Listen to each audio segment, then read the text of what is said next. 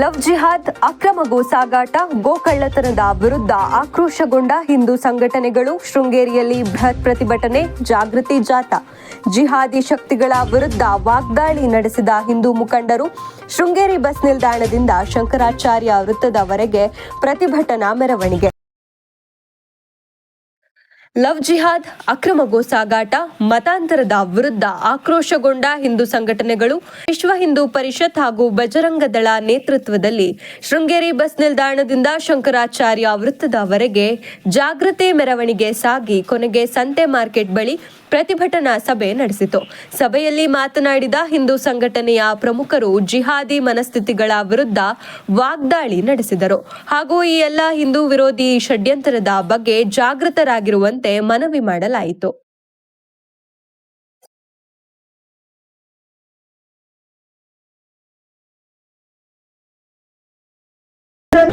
ಕಾಮದ ತೀಟಿನ ತೀರಿಸುವುದರ ಮುಖಾಂತರ ಇನ್ನಷ್ಟು ತೆಗೆದುಕೊಂಡ ಕೆಲಸಗಳಾಗ್ತಾ ಇದೆ. ಇವತ್ತು ಕರ್ನಾಟಕದ ಪೊಲೀಸಿಗೆ ಒಂದು ಇತಿಹಾಸ ಇದೆ, ಒಂದು ನಿಷ್ಠಾವಂತ ಪೊಲೀಸ್ ಇಲಾಖೆ ಅಂತ ಗೌರವ ಇದೆ. ಅವರು ವಿಶೇಷವಾಗಿ ಅದನ್ನು ಗಮನಿಸಬೇಕು. ಇವತ್ತೊಂದು 10 ಬುಟ್ಟಿ ಮರಳಿ ಹೋದರೆ ಎಷ್ಟು ಸೀರಿಯಸ್ ಆಗುತ್ತೆ. ಈಗಾಗಲೇ ಬೌದ್ಧಿಕ ಮುಖಾಂತರ ಮಾತಾಡಿದರು, ಒಂದು ಟ್ರಿಬಲ್ ಹೋದರೆ ಎಷ್ಟು ಸೀರಿಯಸ್ ಯೋಚನೆ ಮಾಡ್ತೀವಿ. ಆದರೆ ಇವತ್ತು ಯಾವುದೋ ಒಂದು ಮುದ್ದಾಡುವಂಥ ಮಗುನ ಮೇಲೆ ಇವತ್ತು ಅತ್ಯಾಚಾರ ಆಗುತ್ತೆ, ಕಾಮದ ತೀಟಿಯನ್ನು ತೀರಿಸುವಂಥ ಕೆಲಸಗಳಾಗುತ್ತೆ. ಪೂಜನೀಯ ಭಾವನೆಯನ್ನು ನೋಡುವಂಥ ಹಿಂದೂ ಸಮಾಜ ನೋಡುವಂಥ ಗೋವುಗಳನ್ನು ಇವತ್ತು ಭಾವನೀಯವಾಗಿ ಹತ್ಯೆ ಮಾಡುವಂಥ ರೀತಿಯಲ್ಲಿ ಸುಮಾರು ನೂರಾರು ಗೋವುಗಳನ್ನು ಕೈಕಾಲನ್ನ ಕಟ್ಟಿ ಪ್ರಾಣ ಹಿಂಸೆಯನ್ನು ಮಾಡೋದ್ರ ಮುಖಾಂತರ ಸಾಗಾಟನೆ ಮಾಡುವಂಥದ್ದು. ಆ ಗೋಹತ್ಯೆಯನ್ನು ಮಾಡಿದ ಮೇಲೆ ಆ ಗೋವಿನ ತ್ಯಾಜ್ಯಗಳನ್ನು ಸಾರ್ವಜನಿಕವಾಗಿ ಬಿಸಾಡಿ ಒಂದು ಕೆಣಕುವಂಥ ಕೆಲಸಗಳಾಗ್ತಾ ಇದೆ. ಬಹುಶಃ ಎಲ್ಲವನ್ನೂ ಕೂಡ ಹಿಂದೂ ಸಮಾಜ ಮತ್ತು ಸಂಘಟನೆ BSP ಗಮನಿಸ್ತಾ ಇದೆ. ಆದರೆ ಇದು ಒಂದು ಸರಿ ಹಿಂದೂ ಸಮಾಜವನ್ನು ಎದ್ದೇಳಿದರೆ ನಿಮಗೆ ಉಳಿಗಾಲ ಇಲ್ಲ ಅನ್ನುವಂಥದ್ದು ಈಗಾಗಲೇ ಸಾಕಷ್ಟು ನಾವು ತಿಳಿಸ್ಕೊಬೇಕು. ಆದರೆ ಇವತ್ತು ನಮ್ಮದು ಅಯೋಧ್ಯೆ ಇರ್ಬೋದು ಅಥವಾ 1998ರಲ್ಲಿ ಈ ಮಲೆನಾಡು ಭಾಗದಲ್ಲಿ 4 ವಿಚಾರವನ್ನು ಇಟ್ಕೊಂಡು ಬಜರಂಗ ದಳ ಪ್ರಾರಂಭ ಆಯಿತು. ಒಂದು ಗೋಹತ್ಯೆ ಇರ್ಬೋದು, ಮತಾಂತರ ಇರ್ಬೋದು, ಲವ್ ಜಿಹಾದ್ ಇರ್ಬೋದು ಮತ್ತು ದತ್ತಾಪೀಠದ ವಿಷಯ ಇರ್ಬೋದು. ಸಾಕಷ್ಟು ಇವತ್ತು ಹೋರಾಟದ ಮುಖಾಂತರ ಒಂದಷ್ಟು ಹದಕ್ಕೆ ತರುವ ಕೆಲಸಗಳಾಗಿದೆ. ವಿಶೇಷವಾಗಿ ಇವತ್ತು ಕೆಲಸದ ಕೂಲಿಯ ನೆಪದಲ್ಲಿ ಬಾಂಗ್ಲಾದಿಂದ ಬಂದಂಥ ನುಸುಳುಗಳನ್ನು ಇಡೀ ಕನ್ನಡದ ರಾಜ್ಯಾದ್ಯಂತ ಇವತ್ತು ಬೇರೆ ಬೇರೆ ಮೂಲೆಗಳಲ್ಲಿ ಎಸ್ಟೇಟ್ಗಳಲ್ಲಿ ಸೇರಿಕೊಳ್ಳುವಂಥ ವ್ಯವಸ್ಥೆಗಳಾಗಿದೆ.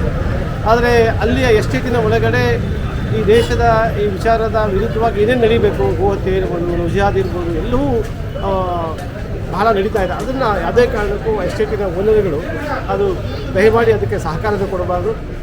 ಇವತ್ತು ನಿಮಗೆ ಕೂಲಿ ಇಲ್ಲ ಅನ್ನೋ ದೃಷ್ಟಿಯಿಂದ ಒಳಗಡೆ ಸೇರಿಸುವಂಥ ವ್ಯವಸ್ಥೆ ಇರ್ಬೋದು. ಅಂದರೆ ಮುಂದೊಂದು ದಿನ ನಿಮಗೆ ಅದು ಆಘಾತಕಾರಿ ವಿಷಯವಾಗುತ್ತೆ. ಉದಾಹರಣೆ ಕಾಂಡ್ಯ ಹೋಬಳಿಯಲ್ಲಿ ನಾವೆಲ್ಲ ಒಂದ್ಸರಿ ನೋಡಿದ್ವಿ.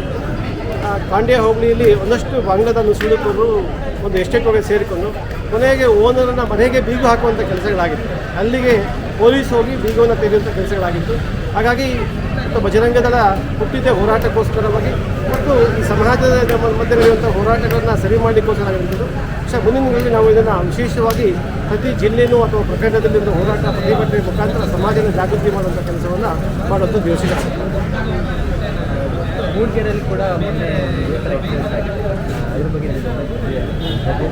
ನೋಡಿ, ಮೂಡಿಗೆರೆ ಮಾತ್ರ ಅಲ್ಲ, ನಿನ್ನೆ ನಡೆದಂಥ ಬಾಳೂರು ಘಟನೆ ಕೂಡ ಆಗಿದೆ. ಅದು 14 ವರ್ಷದ ಒಂದು ಹೆಣ್ಣು ಮಗು, ಅವಳು ಬಿಹಾರದವರು, ರಾಜಸ್ಥಾನದವರು, ಹುಡುಗ ಅಸ್ಸಾಮಿನವರು.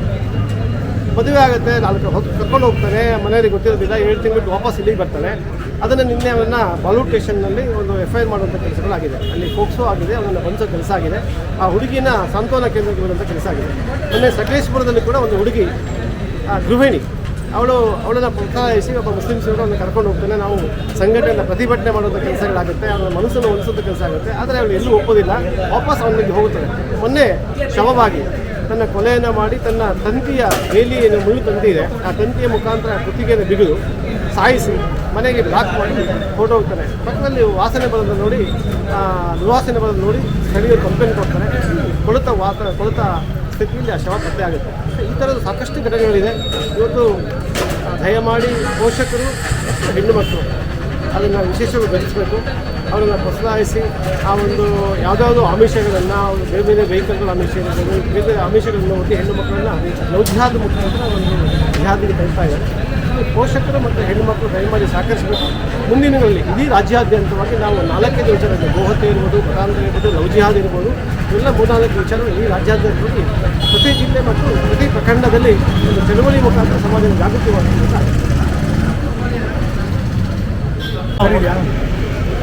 ಓಕೆ. ಈಗಾಗಲೇ ಇಡೀ ಶೃಂಗೇರಿ ಬೆಚ್ಚು ಬೀಳಿಸತಕ್ಕಂಥ ಒಂದು ಪ್ರಕರಣ ಇತ್ತೀಚೆಗೆ ನಡೀತು.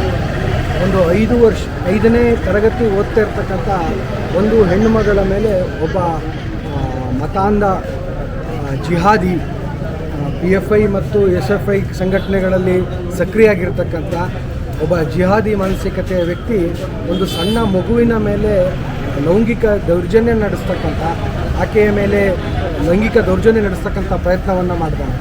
ಆ ಸಂದರ್ಭದಲ್ಲಿ ನಮ್ಮ ಹಿಂದೂ ಸಂಘಟನೆಯ ಪ್ರಮುಖ ಕಾರ್ಯಕರ್ತರುಗಳು ಅದನ್ನು ಪೊಲೀಸ್ ಇಲಾಖೆಯ ಗಮನಕ್ಕೆ ತಂದು ಮತ್ತು ಅದನ್ನು ಸಂಬಂಧಪಟ್ಟವರಿಗೆ ತಿಳಿಸಿ ಹೋರಾಟವನ್ನು ಆ ಸಂದರ್ಭದಲ್ಲಿ ಮಾಡಿ ಆ ವ್ಯಕ್ತಿಯ ಬಂಧಿಸುವಲ್ಲಿ ಪ್ರಯತ್ನವನ್ನು ನಮ್ಮ ಸಂಘಟನೆ ಕಾರ್ಯಕರ್ತರು ಮಾಡಿದ್ದಾರೆ. ಆದರೆ ಇಡೀ ಒಂದು ಈ ಘಟನೆ ಶೃಂಗೇರಿಯ ಸುತ್ತಮುತ್ತಲ ಭಾಗದಲ್ಲಿ ವಿಶೇಷವಾಗಿ ಭಾಳ ದಿಗ್ಭ್ರಮೆಯನ್ನು ಮೂಡಿಸಿದೆ. ಯಾಕಂತ ಹೇಳಿದರೆ ಇದು ಮೊದಲಲ್ಲ, ಇದು ಕೊನೆಯೂ ಅಲ್ಲ. ಅನೇಕ ಪ್ರಕರಣಗಳು ಶೃಂಗೇರಿಯ ಸುತ್ತಮುತ್ತ ಈ ಲವ್ ಜಿಹಾದ್ ಪ್ರಕರಣಗಳು ನಡೀತಾ ಇದೆ. ನಮ್ಮ ಹಿಂದೂ ಹೆಣ್ಣು ಮಕ್ಕಳನ್ನು ಕಾಲೇಜುಗಳಲ್ಲಿ ಮನೆಯಲ್ಲಿರ್ತಕ್ಕಂಥ ಗೃಹಿಣಿಯರನ್ನು ಸೇರಿಸ್ದಂಗೆ ಶಾಲೆಗೆ ಹೋಗ್ತಕ್ಕಂಥ ಸಣ್ಣ ಮಕ್ಕಳಿಂದ ಹಿಡಿದು ಅನೇಕರನ್ನು ತಮ್ಮ ಮತಾಂಧ ಜಾಲದ ಒಳಗಡೆ ಸಿಲುಕಿಸಿ ಅವರನ್ನು ಇವತ್ತು ಈ ಕೃತ್ಯಗಳಿಗೆ ಬಳಸ್ಕೊಂಡು ನಮ್ಮ ಹಿಂದೂ ಹೆಣ್ಣು ಮಕ್ಕಳನ್ನು ಆಹುತಿ ಪಡೀಲಿಕ್ಕೆ ಒಂದು ವ್ಯವಸ್ಥಿತವಾದಂಥ ಜಾಲ ಈ ಶೃಂಗೇರಿ ಮತ್ತು ಈ ಮಲೆನಾಡು ಭಾಗದಲ್ಲಿ ದೊಡ್ಡ ವ್ಯವಸ್ಥಿತವಾದ ಜಾಲ ಇದೆ. ಆ ಜಾಲವನ್ನು ಕಂಡುಹಿಡಿಬೇಕು ಮತ್ತು ಆ ಜಾಲದ ಈ ಷಡ್ಯಂತ್ರ ಏನು ನಮ್ಮ ಹಿಂದೂ ಹೆಣ್ಣು ಮಕ್ಕಳ ಮೇಲೆ ನಡೀತಿರ್ತಕ್ಕಂಥ ಈ ಷಡ್ಯಂತ್ರವನ್ನು ತಡಿಬೇಕು ಅನ್ನುವ ಕಾರಣಕ್ಕೋಸ್ಕರವಾಗಿ ಇದು ಮುಂದುವರಿಬಾರ್ದು. ಈಗಾಗಲೇ ಶೃಂಗೇರಿಯ ಭಾಗದಲ್ಲಿ ಅನೇಕ ಸಕ್ರಿಯ ಪ್ರಕರಣಗಳು ನಮ್ಮ ಕಾರ್ಯಕರ್ತರ ಕಣ್ಮುಂದುಗಡೆ ಇದೆ. ಅನೇಕ ಸಕ್ರಿಯ ಪ್ರಕರಣಗಳು ನಮ್ಮ ಕಣ್ಮುಂದುಗಡೆ ಇದೆ. ನಮ್ಮ ಸಂಘಟನಾ ಕಾರ್ಯಕರ್ತರು ಕೂಡ ಅದು ಕುರಿತಂತೆ ಗಮನ ಹರಿಸ್ತಾ ಇದ್ದಾರೆ. ಆದರೂ ಕೂಡ ಎಲ್ಲೋ ಒಂದು ಕಡೆ ಅವರ ಪಾಶದ ಒಳಗಡೆ ಸಿಲುಕಿಕೊಂಡಿರ್ತಕ್ಕಂಥವ್ರು, ಅವರ ವ್ಯವಸ್ಥೆ ಒಳಗಡೆ ಹೋಗಿರ್ತಕ್ಕಂಥವ್ರನ್ನ ವಾಪಸ್ ತರುವಂಥದ್ದು ತುಂಬ ಕಷ್ಟ ಆಗ್ತಾಯಿದೆ. ಹಾಗಾಗಿ ಇಡೀ ಹಿಂದೂ ಸಮಾಜ ಈ ಕುರಿತಂತೆ ಜಾಗೃತಿ ಆಗಬೇಕು. ನಮ್ಮ ಮನೆಯ ಹೆಣ್ಣು ಮಕ್ಕಳ ರಕ್ಷಣೆಯ ಜವಾಬ್ದಾರಿಯನ್ನು ಕೇವಲ ಒಂದು ಸಂಘಟನೆ ಹೊರಲಿಕ್ಕೆ ಸಾಧ್ಯ ಇಲ್ಲ. ಇಡೀ ಹಿಂದೂ ಸಮಾಜ ನಮ್ಮ ಈ ಹೆಣ್ಣು ಮಕ್ಕಳ ರಕ್ಷಣೆಯ ಜವಾಬ್ದಾರಿಯನ್ನು ಹೊರಬೇಕಾದಂಥ ಅನಿವಾರ್ಯ ಪರಿಸ್ಥಿತಿ ಈ ದೇಶದ ಒಳಗಡೆ ಈ ನಮ್ಮ ಶೃಂಗೇರಿಯ ಸುತ್ತಮುತ್ತ ನಡೀತಾ ಇದೆ. ಅದಕ್ಕಾಗಿ ಈ ಜಾಗೃತಿಯ ಕಾರ್ಯಕ್ರಮವನ್ನು ಈ ನಮ್ಮ ಹಿಂದೂ ಹೆಣ್ಣು ಮಕ್ಕಳಿಗೆ, ಹಿಂದೂ ಕುಟುಂಬಗಳಿಗೆ ನೈತಿಕ ಧೈರ್ಯವನ್ನು ತುಂಬತಕ್ಕಂಥ ನಾವು ಸಂಘಟನೆ ನಿಮ್ಮ ಜೊತೆಲಿದೆ ಮತ್ತು ಇಂತಹ ವ್ಯವಸ್ಥಿತ ಜಾಲಗಳನ್ನು ನೀವು ಕೂಡ ಜಾಗೃತಿಯಾಗಿರಬೇಕು ಅನ್ನುವಂಥ ಜಾಗೃತಿಯನ್ನು ಮೂಡಿಸುವ ಕಾರಣಕ್ಕೋಸ್ಕರವಾಗಿ ಈ ಪ್ರತಿಭಟನೆ ಸಭೆ. ಹಾಗೆ ನಮ್ಮ ನಡುವೆ ಇವತ್ತು ದೊಡ್ಡ ಮಟ್ಟದಲ್ಲಿ ವ್ಯವಸ್ಥಿತವಾದಂಥ ದೊಡ್ಡ ಹಣದ ಹರಿವು ಗೋಹತ್ಯೆ ಮತ್ತು ಗೋ ಸಾಗಾಟದಲ್ಲಿದೆ.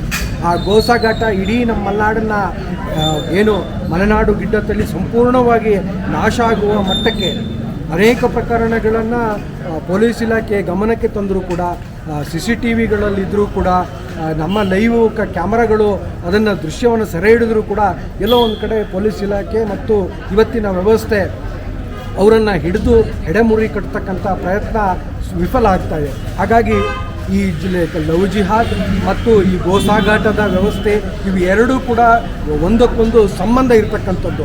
ಅದರ ಹಣದ ಹರಿವೇ ಈ ಲವ್ ಜಿಹಾದ್ಗೆ ಹರಿತಾ ಇದೆ. ಈ ರೀತಿಯ ಒಂದಕ್ಕೊಂದು ಸಂಬಂಧ ಇರೋದರಿಂದ ಈ ಎರಡೂ ಸುಲಭದ ಹಣದಲ್ಲಿ ಯಾವುದೇ ಕಷ್ಟಪಡಬೇಕಾಗಿಲ್ಲ, ಯಾವುದೇ ಕಷ್ಟ ಇಲ್ಲದೆ ಬರ್ತಕ್ಕಂಥ ಈ ಹಣಗಳನ್ನು ವ್ಯವಸ್ಥಿತವಾದಂಥ ಈ ಸಮಾಜವನ್ನು ಒಡಿತಕ್ಕಂಥ ಪ್ರಯತ್ನಕ್ಕೆ ಈ ಜಾಲ ಪ್ರಯತ್ನಿಸ್ತದೆ. ಹಾಗಾಗಿ ಈ ಜಾಲದ ಕುರಿತಂತೆ ಸಂಘಟನೆಯು ಕೂಡ ಎಚ್ಚರಿಕೆಯಲ್ಲಿದೆ. ಸಂಘಟನೆಯು ಕೂಡ ಪೊಲೀಸ್ ಇಲಾಖೆಗೆ ಒತ್ತಾಯವನ್ನು ಮಾಡ್ತಾ ಇದೆ. ಈ ಜಾಲಗಳನ್ನು ಪರಿಶೀಲಿಸಬೇಕು, ಇವರಿಗೆ ಎಡೆಮುರಿಯನ್ನು ಕಟ್ಟಬೇಕು ಅನ್ನುವಂಥದ್ದನ್ನು ಒತ್ತಾಯ ಸಂಘಟನೆ ಈ ಮುಖಾಂತರವಾಗಿ, ಈ ಪ್ರತಿಭಟನೆಯ ಮುಖಾಂತರವಾಗಿ ನೀಡ್ತಾ ಇದೆ.